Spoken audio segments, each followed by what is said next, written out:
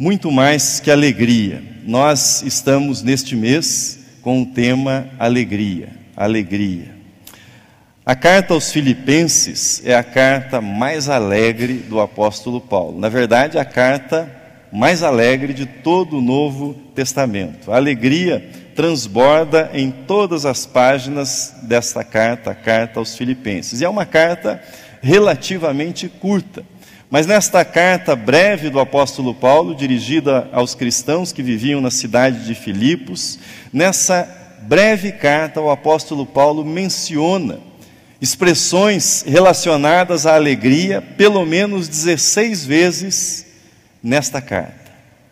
O apóstolo Paulo não só escreveu sobre a alegria, mas ele expressa o estado de alegria em que ele estava quando enviou essa carta aos irmãos da cidade de Filipos. Para aqueles que, porventura, estejam tendo primeiro contato com a mensagem de Paulo na carta aos Filipenses, há um fato que talvez pareça curioso. As circunstâncias nas quais Paulo escreveu esta carta. A curiosidade ou o estranhamento talvez venha do exame das circunstâncias. Ele a escreveu na condição de prisioneiro.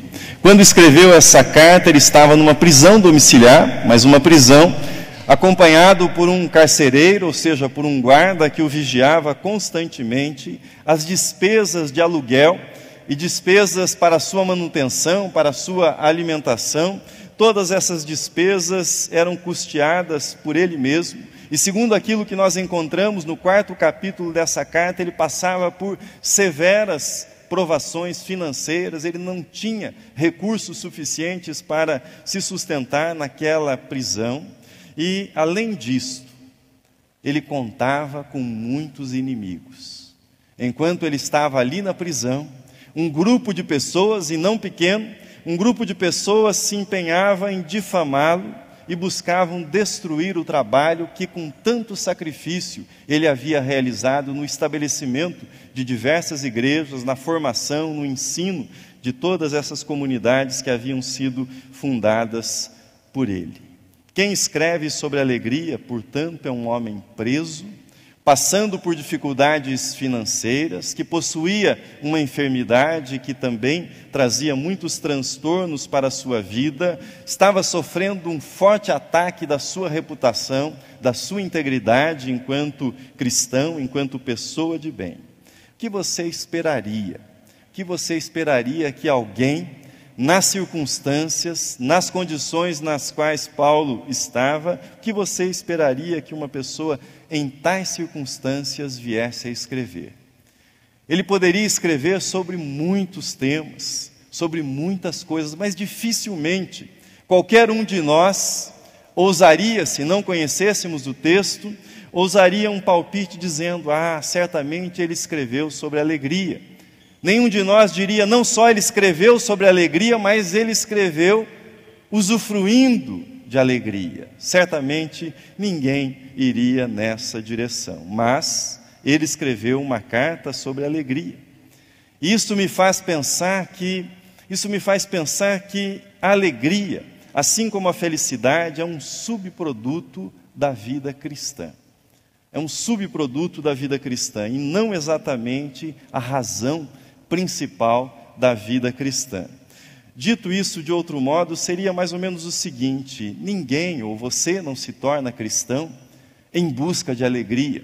Você não se torna cristão para usufruir da alegria, mas ao confiar em Jesus, além da salvação que você recebe, do perdão dos seus pecados, você também recebe alegria na sua vida. A alegria, portanto, não é um alvo da vida cristã, mas é um dos presentes. É um dos presentes que o cristão recebe ao entregar o comando da sua vida a Cristo. É um dos presentes que o cristão recebe. Quando o assunto é alegria, a carta de Paulo aos Filipenses e aquilo que ela mostra a respeito de Paulo, nas condições nas quais ele se encontrava, esta carta é uma passagem obrigatória quando nós queremos refletir sobre o tema da alegria.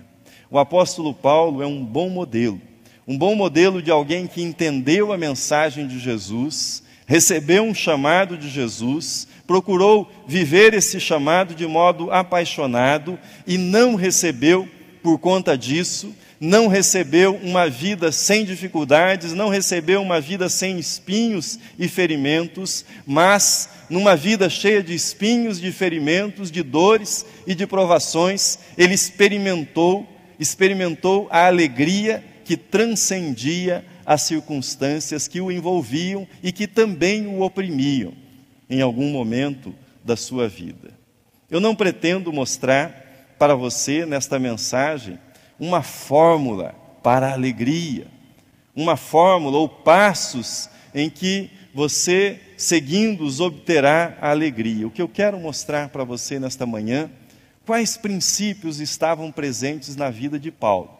Quais princípios ele, Paulo, pôs em funcionamento na sua vida e por que estes princípios produziram uma alegria que eu estou chamando de consistente, ou seja, uma alegria que não se esgotava, que não era vencida, que não era consumida pelas circunstâncias adversas nas quais Paulo estava mergulhado no momento em que escreveu esta carta.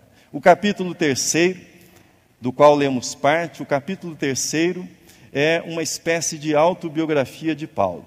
Nele ele fala sobre as suas raízes, mas na passagem que nós lemos, ele faz com que nós percebamos quais eram os princípios que guiavam a sua caminhada e qual era o seu alvo. E é preciso entender isso, para que esta mensagem a respeito da alegria na carta aos Filipenses faça sentido para nós, faça sentido para a nossa vida. Quais são esses princípios, então, que nós encontramos nesta carta? Primeiro deles, avaliação. Enfrente as suas imperfeições. O homem que escrevia, transbordando de alegria, de dentro de uma prisão, e passando por severas privações materiais, era alguém que praticava o princípio da autoavaliação.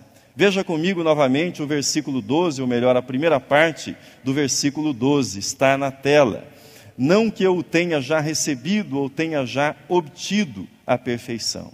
Isto é avaliação, isto é autoavaliação, é reconhecimento das próprias imperfeições. Avaliar é avaliar onde você está e aonde você quer ir, aonde você quer chegar. Você quer uma vida cristã bem-sucedida, uma vida cristã marcada pela alegria? Comece com um inventário da sua vida, comece com um exame sério da sua vida, observe em quais áreas você precisa de crescimento, em quais áreas você tem fracassado, em quais áreas você tem desobedecido a Deus. Veja o que Warren Wiersbe escreveu a respeito de maturidade. Perfeição, nesse texto, pode ser traduzida como maturidade. Aí está o que ele afirmou. Maturidade é a consciência da própria imperfeição. Ou talvez nós pudéssemos modificar dizendo maturidade é a consciência da própria imaturidade. Maturidade é a consciência da própria imperfeição. Paulo foi honesto quanto às suas falhas ao dizer, não que eu tenha já obtido, não que eu tenha já alcançado. Acho isso extraordinário. Sabe por quê? Paulo escreveu a maior parte das epístolas do Novo Testamento. Paulo estabeleceu inúmeras igrejas, num trabalho missionário sem igual na história do cristianismo. Paulo possuía uma formação cultural invejável. Paulo era um erudito, um grande líder, mas a esta altura da sua vida ele diz, eu não cheguei ainda. Eu tenho muito chão pela frente na minha jornada, eu ainda continuo crescendo. Ele estava numa prisão por conta do testemunho que dava a respeito de Jesus e ele diz, eu ainda estou crescendo, eu ainda estou aprendendo. Isto é muito diferente de muitos cristãos que encontramos nos nossos dias. Tais cristãos muitas vezes passam a impressão que não há nada mais para ser aprendido, não há nada mais para ser feito por eles. A impressão que nós temos é que já chegaram, já obtiveram a perfeição, já terminaram a sua corrida, já estão livres de pecados, de dúvidas, de lutas, de tentações, Mas Paulo mostra-nos exatamente o contrário. Ele nos ensina que o ponto de partida para uma vida cristã alegre é a honestidade diante de Deus. Eu ainda não cheguei, eu ainda não obtive a perfeição, eu não estou no patamar que eu sei que Deus deseja e pode fazer com que eu esteja na minha vida, que eu alcance na minha vida. Cristãos maduros são aqueles que enfrentam as suas imperfeições, os seus pecados, e sabem que precisam continuar amadurecendo. São aqueles que confessam seus pecados, suas faltas, recebem o perdão de Deus e caminham na vontade de Deus. Em algum momento da nossa vida, todos nós somos confrontados com uma decisão que é pessoal, uma decisão que só você tem conhecimento, mas que é importantíssima. E é a seguinte: eu vou parecer uma boa pessoa ou serei de fato uma pessoa boa? Eu vou me preocupar mais com aquilo que eu aparento ou com aquilo que eu sei que eu sou interiormente? Todos nós somos confrontados com essa decisão de maturidade na nossa vida. Portanto, faça uma avaliação sincera da sua vida, faça uma avaliação da sua caminhada, apresente isso diante de Deus em oração e dê os passos necessários na direção que Deus mostrar para você. Segundo princípio importante que nós encontramos nesse texto: eliminação. Aprenda a esquecer o passado. Veja novamente comigo o versículo 13. Paulo escreve: irmãos, quanto a mim, não julgo havê-lo alcançado, mas uma coisa faço, esquecendo-me das coisas que para trás ficam e avançando para as que diante de mim estão. Um dos principais ladrões da alegria, se não for o principal ladrão da alegria, é o apego ao passado. Não caia nessa armadilha. Não se deixe manipular pelas suas lembranças. O passado é passado, ele se foi. O passado não volta, portanto, não traga do passado sua culpa, seus rancores, suas mágoas. Elimine da sua vida aquilo que não foi bom em seu passado. O que isso significa? Significa que eu vou esquecer o passado? Significa que eu não terei mais memória? Significa que eu vou apagar as lembranças do meu cérebro? Não, não é isso. Significa tão somente que eu não vou permitir que o passado determine o meu presente, que o passado determine o meu futuro. Significa romper com o poder do passado sobre o presente e sobre o seu futuro. Um cristão que experimenta uma alegria consistente, uma alegria que de fato dure, é aquele que aprende com o passado, mas não mora no passado, não vive no passado, não faz a sua tenda, não faz a sua morada no passado.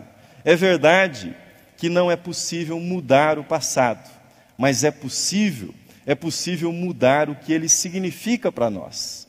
Nós não mudamos os fatos, mas nós mudamos o significado, o impacto que esses fatos têm sobre a nossa vida. Infelizmente, nós, seres humanos, frequentemente esquecemos aquilo que nós deveríamos lembrar e nos lembramos daquilo que já deveria ter sido esquecido há muito tempo na nossa vida. A partir do exemplo de Paulo, há duas coisas que eu gostaria de mencionar para você como exemplo de coisas que devem ser esquecidas do nosso passado. Primeiro, esqueça suas falhas, esqueça os seus fracassos. O Novo Testamento nos diz que Paulo foi um perseguidor implacável da igreja. Ele esteve envolvido no martírio do primeiro cristão, Estevão. Ele não gozava da confiança na primeira etapa da sua vida e do seu ministério, dos apóstolos que estavam em Jerusalém. De certo modo, ele foi rejeitado pelo grupo que estava em Jerusalém na sua primeira tentativa de inserção. Tudo isso poderia ter paralisado o apóstolo Paulo, mas o que ele fez? Ele esqueceu o passado e foi adiante. Passado é passado, não vale a pena comprometer o seu futuro por ele. Portanto, não fique com autopiedade, Não tenha pena de si mesmo, vá em frente, deixe o seu passado onde ele deve estar, no passado, e siga em frente. Em segundo lugar, esqueça também os seus sucessos. Talvez os sucessos do passado sejam tão perigosos quanto os fracassos, porque eles também nos paralisam, eles fazem com que vivamos no passado, eles nos iludem pela performance bem-sucedida que tivemos em algum tempo da nossa vida. Os sucessos do passado nos fazem complacentes, indulgentes em relação aos desafios do presente. Portanto, você teve algum sucesso em alguma coisa que você fez no passado? Entregue isso para a glória de Deus. Louve a Deus, porque foi Deus quem possibilitou que você tivesse esse sucesso, mas siga em frente. Não organize a sua vida em torno dessas memórias, não organize a sua vida em torno de um culto dessas memórias e desse passado. Terceiro lugar, concentração. Escolha o seu alvo. Somente esquecer o passado não inundará a sua vida com um tipo de alegria que não pode ser roubada pelas circunstâncias. É preciso pôr os olhos no futuro, em direção ao futuro. É preciso escolher e guiar-se por um alvo. É isso que Paulo diz no texto que nós lemos e que está aí na projeção. Ele diz no texto: quanto a mim, não julgo havê-lo alcançado, mas uma coisa faço, esquecendo-me das coisas que para trás ficam e avançando para as que diante de mim estão. Paulo diz, uma coisa faço. Quase todos nós sofremos da síndrome da fragmentação de alvos. Ou seja, nós tentamos fazer 100 coisas ao mesmo tempo. Nós tentamos fazer 10 coisas ao mesmo tempo, 5 coisas ao mesmo tempo. Paulo diz, faço uma. O que ele está dizendo, eu descobri aquilo que é importante, eu sei qual é o foco da minha vida, e é nesta direção que eu vou levar a minha vida, é nesta direção que eu irei rumar. Há muitos anos eu visitei uma usina hidrelétrica em Morretes, conhecida como Usina do Marumbi. Morretes fica no litoral do Paraná, e eu fiquei muito impressionado com o tamanho da turbina que funciona naquela usina. Nunca havia visto uma turbina daquele tipo, mas mais impressionado eu fiquei com a quantidade de água que põe aquela turbina em funcionamento. Pouquíssima água para o tamanho, para as toneladas que tem aquela turbina. Sabe qual o segredo? A concentração da água.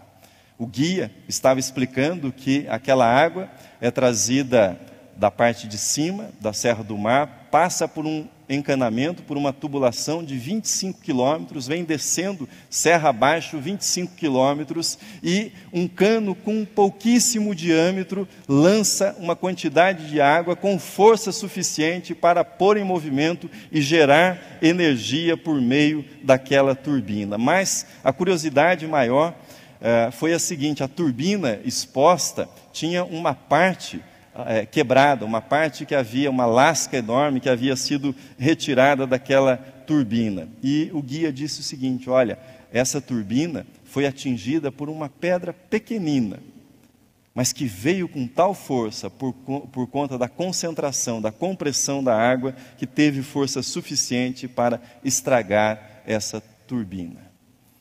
Se você quer uma vida de alegria, a sua primeira questão nunca deverá ser: o que é que eu vou fazer para ficar alegre? Onde é que eu posso obter alegria? Essa não é a primeira questão. A questão central é: qual é o alvo da minha vida? Qual é o alvo da minha vida? Qual a direção da minha vida? O que Deus quer da minha vida? Como eu quero gastar a minha vida? Isso dá foco, o foco da força, o foco dá impulso para a nossa vida, dá energia, e com a energia nós encontramos também alegria na nossa vida. Portanto, a concentração, a escolha do alvo, a escolha da direção é fundamental. E, em último lugar, também nós aprendemos com Paulo o princípio da determinação. Lute para seguir adiante, lute para ir adiante. Determinação significa que nada de importante, Nada de importante acontece na vida de uma pessoa sem esforço. Nada de importante acontece sem luta, sem sacrifícios. Paulo diz, eu prossigo. Numa outra tradução desse texto, o texto foi traduzido como eu me esforço, mas literalmente significa eu passo por cima de mim. Eu faço um esforço a ponto de me esgotar para seguir adiante. Trata-se de esforço máximo. Significa exigir o máximo de si mesmo para alcançar o alvo. Significa não parar por nada, não se deixar deter por nada. Essa determinação paulina aparece quando ele fala do seu ministério. Por exemplo, no livro de Atos, ele disse, porém em nada considero a vida preciosa para mim mesmo, contanto que complete a minha carreira e o ministério que recebi do Senhor Jesus para testemunhar o evangelho da graça de Deus. Uma vida alegre é uma vida de determinação, é uma vida de persistência, sobretudo persistência em amar a Deus e persistência em amar o próximo. Promessa de Deus para aqueles que persistem, aqueles que lutam até o fim e não nos cansemos de fazer o bem, porque a seu tempo ceifaremos, se não houvermos desfalecido. Ceifaremos, se perseverarmos, se insistirmos, se lutarmos, ceifaremos. Não desista de fazer o bem, não desista daquilo que é correto, não desista no seu trabalho, não desista na sua família, não desista dos alvos que você tem buscado na sua vida. Termino a nossa meditação. A vida cristã é muito mais do que a mera busca por alegria e por felicidade. Alegria, paz e felicidade e tantas outras coisas que são buscadas com tanta sofreguidão pelas pessoas nos nossos dias, na verdade, estas coisas são o resultado de um estilo de vida estruturado em torno da pessoa e da mensagem de Jesus. E Paulo é um bom modelo de alguém que entendeu essa proposta de vida e a colocou em prática. Que estilo de vida é esse que faz com que alguém, em circunstâncias tão adversas, como as circunstâncias que envolviam a vida de Paulo, seja capaz de escrever sobre a alegria e seja capaz de fazê-lo, transbordando de alegria? A resposta está aí na recapitulação daquilo que nós vimos. Os princípios são avaliação, ou seja, enfrente as suas imperfeições. Seja honesto a seu respeito, acabe com as ilusões que você tem a seu respeito. Eliminação. Aprenda a deixar o passado no passado. Concentração, escolha um alvo. Saiba para onde você está indo na sua vida. E, em último lugar, determinação. Vá em frente, não desista. Deus o abençoará com alegria. E você vai descobrir que Ele o abençoará com alegria, porque Ele já o abençoou com muito mais do que alegria na sua vida. Amém.